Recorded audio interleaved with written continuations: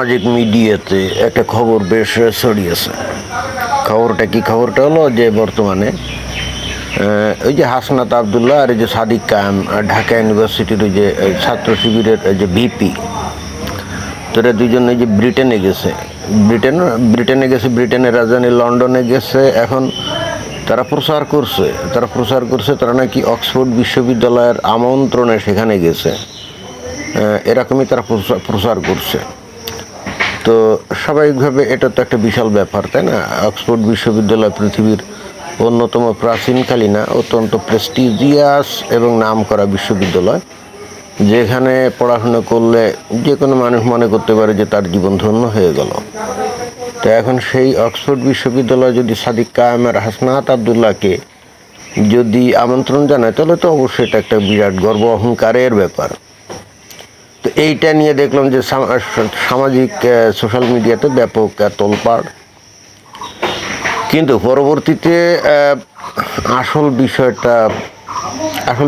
বিষয়টা জানা গেল। এবং এটা স্বাভাবিকভাবেই বলা বাহুল্য যে যারা নাকি সাদিক কায়েম বা এই হাসনাত আবদুল্লাহকে পছন্দ করেন, অর্থাৎ আওয়ামী ঘরানার লোকজন, তারা তো বিষয়টা তো খুশি হওয়ার কথা না যে যারা নাকি বাংলাদেশটাকে একটা ধ্বংসস্তূপে ফেলে দিল, ধ্বংসস্তূপ তৈরি করলো, তাদেরকেই আবার ব্রিটেনের অক্সফোর্ড বিশ্ববিদ্যালয়ে দাওয়াত করে এনে আমন্ত্রণ জানাচ্ছে। এইটা তো তাদের কাছে সহ্য হওয়ার কথা না।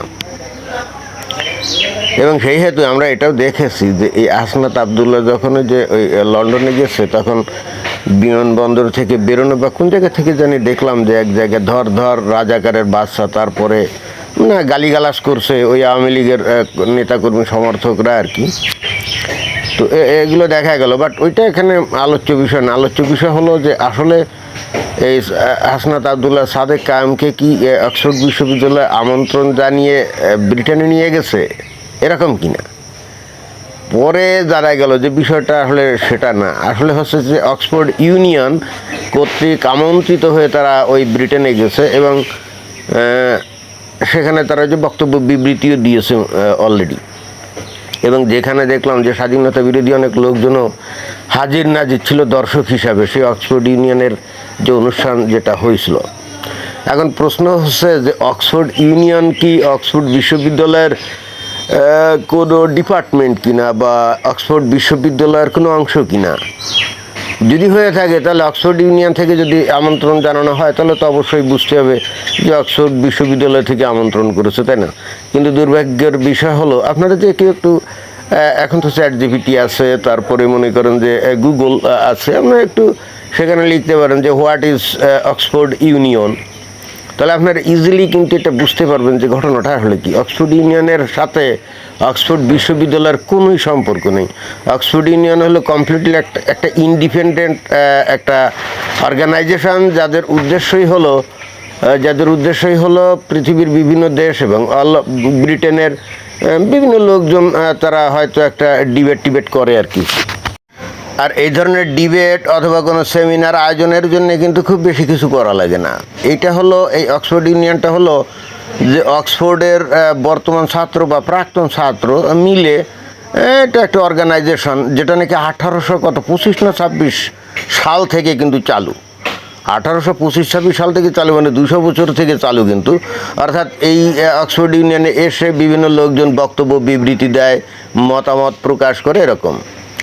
তো ছাত্রদের একটা সংগঠন এবং এটাকে কমপ্লিটলি এই অক্সফোর্ড বিশ্ববিদ্যালয়ের যে অ্যাডমিনিস্ট্রেশন আছে তা থেকে একেবারে কমপ্লিটলি ইন্ডিপেন্ডেন্ট, স্বাধীন। এবং এর উপরে অক্সফোর্ড বিশ্ববিদ্যালয়ের কোনো নিয়ন্ত্রণ অথবা কোনো রকম কোনো সম্পর্ক নেই। ছাত্ররা স্বাধীনভাবে এটা করছে 200 বছর আগে। এটা একটা খুবই মানে এই অক্সফোর্ড মানে ব্রিটেনের একটা ঐতিহ্যবাহী একটা সংগঠন, যেখানে যে কেউ গিয়ে এই মতামত প্রকাশ করতে পারে। এবং সেটা আবার করতে গেলে কিন্তু পয়সা খরচ করতে হয়, এটা কিন্তু মাগনা না। ঘটনা হচ্ছে যে অক্সফোর্ড ইউনিয়নের এই যে হল রুমটা যে কেউ ভাড়া নিয়ে তারা কিন্তু এখানে একটা ডিবেটের আয়োজন করতে পারে অথবা সেমিনারের আয়োজন করতে পারে। এবং ওই ভাড়াটা সম্ভবত 2000 সামথিং পাউন্ড। এই 2000 সামথিং পাউন্ড যদি এই অক্সফোর্ড ইউনিয়নের যে কর্তৃপক্ষ আছে তাদেরকে যদি ভাড়া পেমেন্ট করে দেওয়া হয় একদিনের জন্য, কয়েক ঘন্টার জন্যে, তাহলে এটা নিয়ে আপনি এখানে একটা অনুষ্ঠান করতে পারেন। তো এবং এটা জানা গেল যে এই বাংলাদেশি বংশোদ্ভূত সামওয়ান কেউ এই টাকাটা পেমেন্ট করে এই অনুষ্ঠানের আয়োজন করছে, যেখানে নাকি এই সাদিক ক্যাম আর আব্দুল হাসনাত এখানে জয়েন করছে। অর্থাৎ এর সাথে কিন্তু ওই অক্সফোর্ড বিশ্ববিদ্যালয়ের কোনো সম্পর্ক নেই, কিন্তু এই যে নাম অক্সফোর্ড ইউনিয়ন, তো অক্সফোর্ড ইউনিয়ন নাম হলে যে কেউ কিন্তু এরকমই মনে করতে পারে, তাহলে এটা মনে হয় যে অক্সফোর্ড বিশ্ববিদ্যালয়ের একটা কোনো ঘটনা। ইন্টারেস্টিং ব্যাপার হলো ভাই, অক্সফোর্ড হলো ব্রিটেনের একটা শহরের নাম। অক্সফোর্ড হলো ব্রিটেনের একটা শহরের নাম, যেমন ঢাকা একটা শহরের নাম। তো ঢাকায় যে বিশ্ববিদ্যালয়টা আছে তাকে বলা হয় কি ঢাকা বিশ্ববিদ্যালয়। তো অতএব ঢাকা শহরের মধ্যে অন্য কোনো জায়গায় যদি ওই ঢাকা নাম দিয়ে কোনো একটা ওই যেমন ঢাকা ক্লাব এরকম যদি কিছু আছে, তো এরকম, তো এর সাথে তো ভাই ঢাকা বিশ্ববিদ্যালয়ের কোনো তো সম্পর্ক নেই। তো অক্সফোর্ড বলে একটা শহর আছে যেখানে একটা বিশ্ববিদ্যালয় আছে, ওই শহরের নামেই অক্সফোর্ড বিশ্ববিদ্যালয়, রাইট? তো এখন এই অক্সফোর্ডের নামে একটা অক্সফোর্ড ইউনিয়ন আছে, যেখানে অবশ্য অক্সফোর্ডের ছাত্ররা সংশ্লিষ্ট, কিন্তু ওই অক্সফোর্ড ইউনিয়নের সাথে তো অক্সফোর্ড বিশ্ববিদ্যালয়ের তো কোনো সম্পর্ক নেই। তো যাই হোক, ঘটনা হচ্ছে যে বাইরের মানুষ মনে করেন যে বাংলাদেশের মানুষ অনেক ক্ষেত্রে ওই অক্সফোর্ড ইউনিয়ন বললেই মনে করে যে না জানি কি অক্সফোর্ড বিশ্ববিদ্যালয়ের মনে হয় অধিভুক্ত কোনো একটা সংগঠন, এবং যেখান থেকে হাসনাত আবদুল্লাহ সাদিক কায়েমকে আমন্ত্রণ জানিয়ে ব্রিটেনে নিয়ে যাওয়া হয়েছে, তাই না? তো ঘটনাটা হলো এখানে যতটা আমি শুনলাম, ওই যে বাংলাদেশে একজন ফটো সাংবাদিক আছে না, যে আবার ওই যে ফিলিস্তিনপন্থী কিছুদিন আগে ওই যে নৌকো অভিযান করলো, ওই যে ওই শহীদুল আলম, হ্যাঁ, ফটো সাংবাদিক শহীদুল আলম।